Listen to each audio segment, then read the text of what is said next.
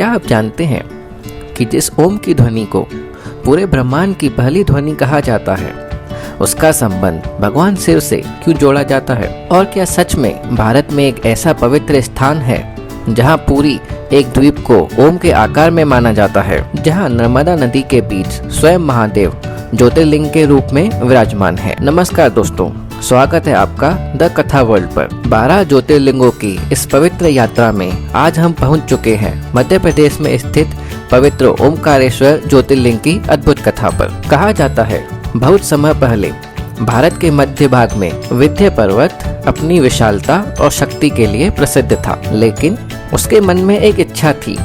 वह चाहता था कि पूरी पृथ्वी पर उसे ही सबसे महान पर्वत माना जाए। एक दिन जब देवर्षि नारद विंध्य पर्वत के पास पहुंचे, तब विंध्य ने उनसे पूछा कि हे देवर्षि, क्या मैं इन संसार का सबसे महान पर्वत हूँ? तब नारद जी मुस्कुराए और बोले, तुम महान तो हो, लेकिन हिमालय आज भी सबसे ऊंचा और पूजनीय माना जाता है। यह सुनते ही विंध्य पर्वत के मन में ईर्ष्या और अहंकार जाग उठा। तब उसने निश्चय किया कि वह इतनी शक्ति प्राप्त करेगा कि संसार का सबसे महान पर्वत बन जाएगा। लेकिन इतनी शक्ति प्राप्त करने के लिए उसे चाहिए था स्वयं भगवान शिव का आशीर्वाद। इस शक्ति को प्राप्त करने के लिए विंध्य पर्वत नर्मदा नदी के तट पर पहुंचा और वहां पहुंचकर उसने भगवान शिव की कठोर तपस्या शुरू कर दी। उसने मिट्टी से एक शिवलिंग बनाया और 1000 वर्षों तक ओम नमः शिवाय का जाप करता रहा। उसकी तपस्या इतनी प्रबल थी कि स्वयं देवता भी आश्चर्य में पड़ गए। अंत में उसकी भक्ति से प्रसन्न होकर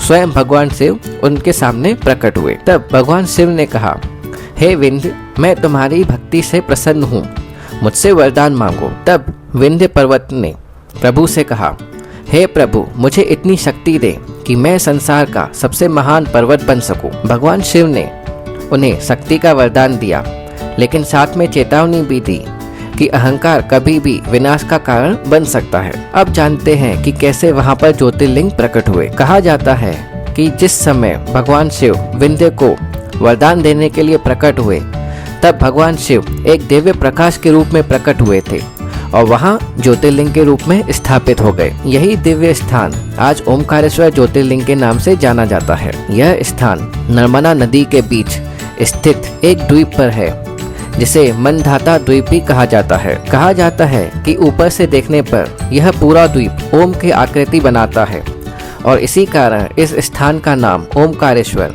अर्थात ओम के स्वामी भी पड़ा। अब जानते हैं ओमकारेश्वर ज्योतिर्लिंग की सबसे अनोखी बात। ओमकारेश्वर ज्योतिर्लिंग की सबसे अनोखी बात यह है कि यहाँ भगवान शिव के 2 पवित्र मंदिर हैं। पहला ओमकारेश्वर ज्योतिर्लिंग और दूसरा ममलेश्वर ज्योतिर्लिंग। पौराणिक मान्यताओं के अनुसार जब भगवान शिव यहाँ प्रकट हुए थे, तो उनकी दिव्य शक्ति 2 रूपों में विभाजित हो गई थी। एक रूप ओमकारेश्वर द्वीप पर स्थापित हुआ और दूसरा रूप नर्मदा नदी के दक्षिणी तट पर ममलेश्वर मंदिर में स्थापित हुआ। और इसी कारण से इन मंदिरों को एक ही ज्योतिर्लिंग की 2 दिव्य अभिव्यक्तियां माना जाता है और कई विद्वान मानते हैं कि ममलेश्वर वास्तविक ज्योतिर्लिंग है, जबकि ओमकारेश्वर उसकी दिव्य शक्ति का प्रतीक है। अब जानते हैं ओमकारेश्वर ज्योतिर्लिंग का आध्यात्मिक महत्व। आज भी लाखों श्रद्धालु नर्मदा नदी की परिक्रमा करते हुए इस पवित्र स्थान के दर्शन के लिए आते हैं। कहा जाता है कि जो भक्त सच्चे मन से यहाँ भगवान शिव की पूजा करता है, उसके जीवन से दुख, बाधाएं और नकारात्मकता दूर हो जाती है। तो यह है पवित्र ओमकारेश्वर ज्योतिर्लिंग की अद्भुत और दिव्य कथा। अगर आपको यह कथा पसंद आई हो तो इस वीडियो को लाइक जरूर करें और हमारे चैनल द कथा वर्ल्ड को सब्सक्राइब करना ना भूलें। हमारी अगली यात्रा में हम पहुंचेंगे अगले ज्योतिर्लिंग की रहस्यमयी कथा तक। तब तक के लिए धन्यवाद।